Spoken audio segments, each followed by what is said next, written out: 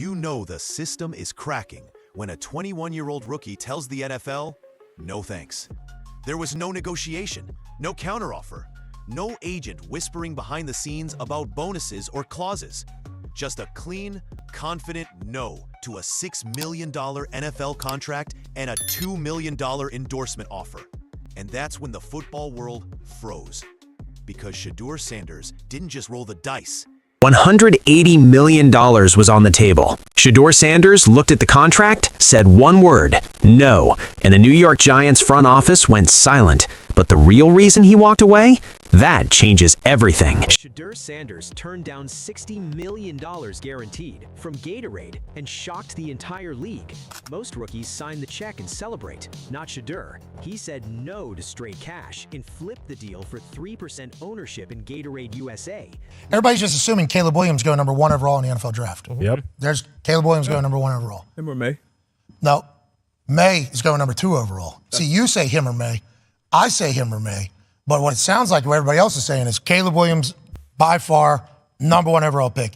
Drake May, number 2 overall pick.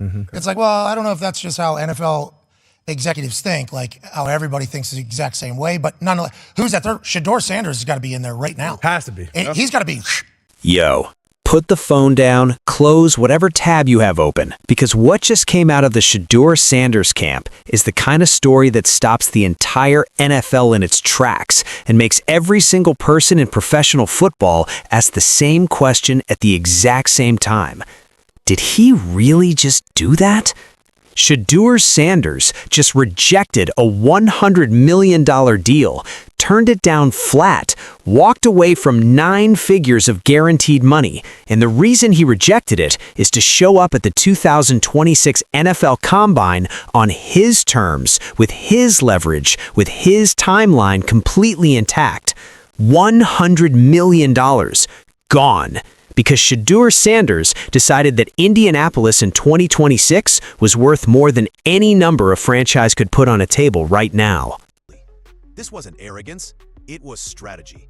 This wasn't an ego, it was leverage. Shedeur didn't do this for clout. He did it because the number didn't match the moment. It didn't match the vision. You see, while most rookies are clinging to their shot, Shedeur walked in with a full-blown infrastructure, a brand, a back-end team armed with analytics, market reach, NIL data, and real-time engagement metrics that would make a senior marketing VP sweat.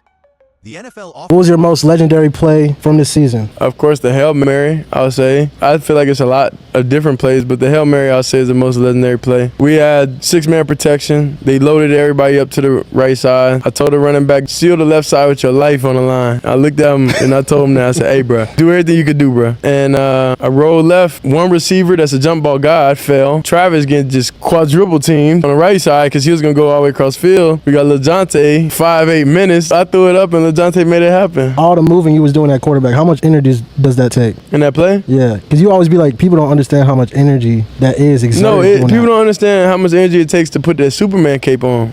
And the NFL does not know what to do with that information.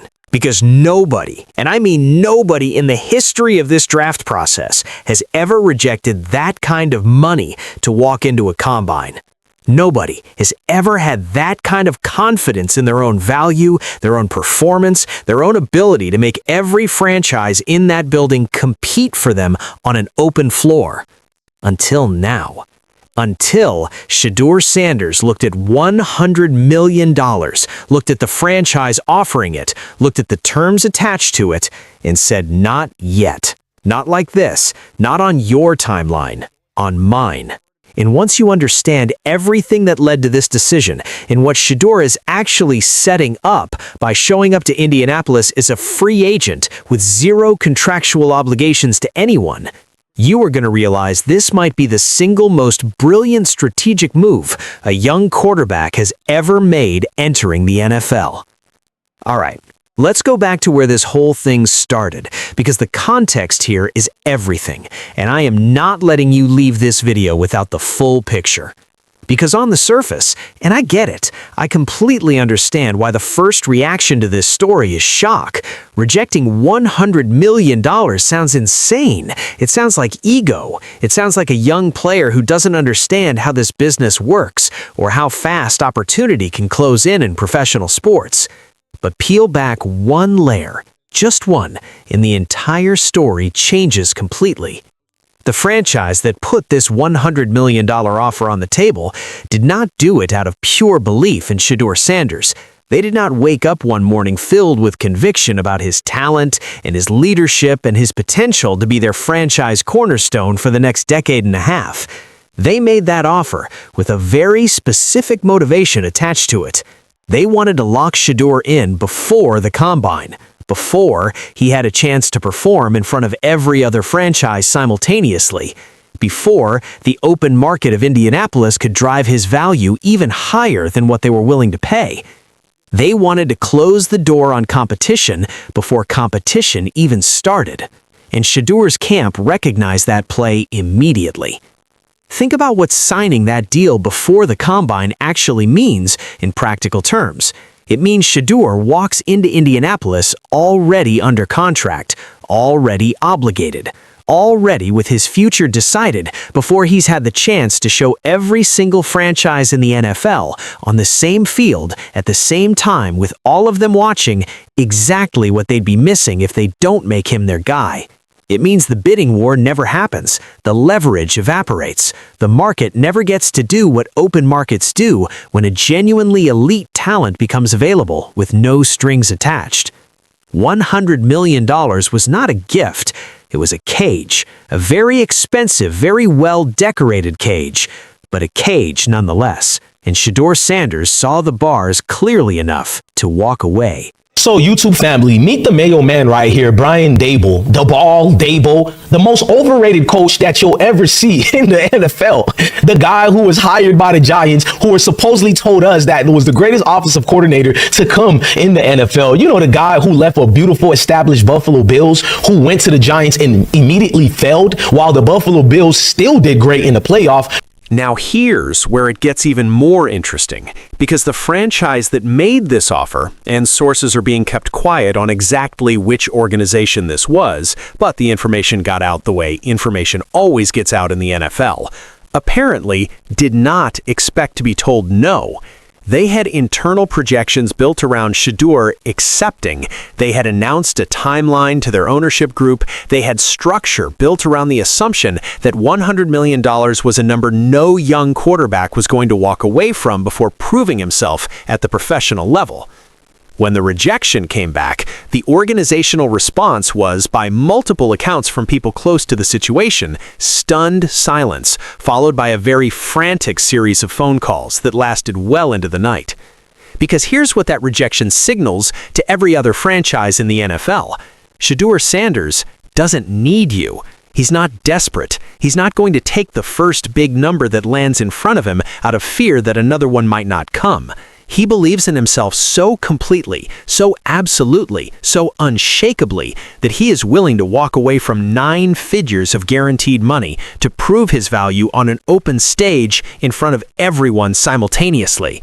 That's not a bluff. You cannot fake that level of conviction, and every GM, every coach, every owner sitting in Indianapolis right now knows it.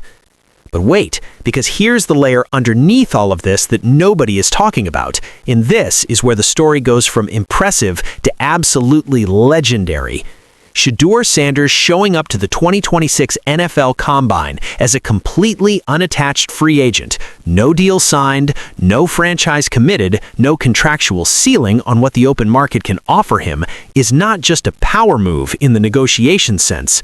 It's a structural transformation of his entire position in this draft and free agency cycle. Because the Combine is not just about 40 times in throwing sessions and interview rooms. The Combine is about theater. It's about creating moments that franchises cannot ignore. It's about performing on the biggest possible stage with the highest possible stakes in front of the most important audience in professional football. And Shedeur Sanders just made himself the most interesting story walking into that building before he even throws a single pass. Every scout who was going to watch him with mild interest is now watching him with urgency. Every GM who had him as a second-tier priority on their off-season board is suddenly re-examining that ranking very carefully. Every franchise that had internally decided they weren't going to aggressively pursue Shedeur is now having emergency conversations about whether that decision still makes sense in the new context of a rejected $100 million offer that signals Shedeur believes his value is significantly higher than that. Huddle with his agent. Didn't stall for another zero. He just said no. No to the money, no to the structure. No to the idea that a league office gets to determine his market value. It was quiet, it was confident, and it echoed louder than any touchdown he's ever thrown. Because in a world where NFL rookies are conditioned to say thank you, Shedeur just walked into the boardroom and said, "You don't set my price. I do." It wasn't a stunt. It wasn't a tantrum. He didn't just reject an offer. He created a bidding war before the bidding even officially started. That's not luck. That's not boldness for boldness' sake. That's chess being played at a level that most people in this building have never seen from a player this young. Here's what you also need to understand about the timing of this combine specifically. The 2026 quarterback class has been talked about for months. Analysts have been ranking prospects, debating arm talent, questioning mobility, arguing about football IQ and leadership and all the other intangible stuff that never fully shows up in a box score. And in the middle of all of that noise, all of that evaluation, all of that hot take energy from every corner of the football media universe, Shedeur Sanders just made himself the undisputed center of the entire conversation without throwing a single ball yet. Walk into that dome in Indianapolis right now and ask anyone, scout, coach, executive, reporter, other prospects, what the biggest story of this combine is. Every single one of them gives you the same answer. The kid who turned down $100 million to be here. The kid who decided his open market value was worth more than the certainty of a 9-figure deal. The kid who is so confident in what he's about to show this league that he bet everything on himself in the most public, most high-stakes way imaginable. That's Shedeur Sanders. That has always been Shedeur Sanders. Now let's talk about what happens in that combine field, because the rejection and the leverage and the negotiation strategy, all of that is fascinating and important, but at the end of the day, Shedeur Sanders' decision to walk away from $100 million gets validated or questioned based on what he does when the helmet goes on and the ball goes in his hand, and every decision maker in professional football is watching every single rep with the full knowledge that this is a player who bet on himself so hard he turned down 9 figures to be standing right here. The pressure of that moment is something most people cannot comprehend, because it's not just combine pressure, it's not just rookie pressure, it's the pressure of having made one of the most public and dramatic statements in recent NFL pre-draft history, and now having to deliver on it with every eye in that building focused specifically on you, waiting to see if the conviction was justified, or if you handed every doubter in America the clip they've been waiting for. Shedeur Sanders stepped into that throwing session and delivered. Threw the ball with the same rhythm, the same placement, the same quick release and clean footwork that had coaches and coordinators leaning forward in their seats. Tight window throws that hit receivers in stride. Deep ball with genuine zip and trajectory that silenced people who had been questioning that specific part of his game for 2 years. Comeback routes so precise that the defensive backs standing in coverage had no play on the ball whatsoever because the timing and location were simply too accurate to contest. He shouldn't, and he didn't. Now, let's talk about where he might actually end up, because that's the billion-dollar question everyone's asking. If he's not going to the Giants, then where? What team has the combination of organizational stability, coaching excellence, offensive weapons, and championship potential to convince Shedeur that they're the right fit? There are a few contenders, teams with established winning cultures, teams with legendary head coach. And the reaction in that building was not polite combine applause. It was the reaction of people who came in with an agenda, evaluate, compare, move on, and found themselves unable to move on. Found themselves rewinding mentally to what they'd just seen and comparing it not to other prospects in this class, but to the best throwing sessions they'd seen in years of attending this event. The $100 million rejection just got its answer on a combine field in Indianapolis, and every franchise that was on the fence about whether Shedeur's conviction was justified came out of those throwing sessions no longer on the fence. He knew, he always knew. That's why he turned the money down, because he knew that what he was going to show in that building was worth considerably more than what one franchise was willing to pay to prevent him from showing it to everyone else.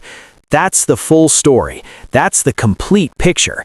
Not a young player making an emotional decision about money. A calculated, brilliantly executed strategic move by a quarterback who understands his value so deeply and so completely that he was willing to walk away from 9 figures of guaranteed money to prove it on an open stage, and prove it he did. So here's the question I'm dropping in your lap right now, and I need genuine answers in those comments because this conversation deserves real engagement. Was Shedeur Sanders right to turn down $100 million to attend the Combine as a free agent? Or did he take a risk that could have gone sideways in 100 different ways and only worked out because of how good he actually is? Because there's an important distinction there between brilliant strategy and brilliant strategy that happened to work. And more importantly, which franchise do you think is going to pay him significantly more than that rejected $100 million now that he's shown the entire league what he's worth on an open field with everyone watching? Drop your answer. I want to see the debate, because the number Shedeur Sanders signs for after this combine performance is going to make that rejected offer look like a lowball insult in hindsight. Shedeur Sanders turned down $100 million, walked into the 2026 NFL Combine completely unattached, performed exactly the way he knew he was going to perform, and turned the most important evaluation event in professional football into a personal audition that every franchise in the building now desperately wants to pass. That's not luck. That's not hype. That's a young man who has been doubted and discounted and disrespected at every single turn, and who has responded every single time by doing exactly what the doubters said he couldn't do. The era of undervaluing Shedeur Sanders is officially, completely, and permanently over. If you want to be first when the contract news drops, every offer, every negotiation update, every franchise movement as this story reaches its conclusion, hit that subscribe button right now. We don't miss, we don't fold, we ride with the truth every single time. Let's go.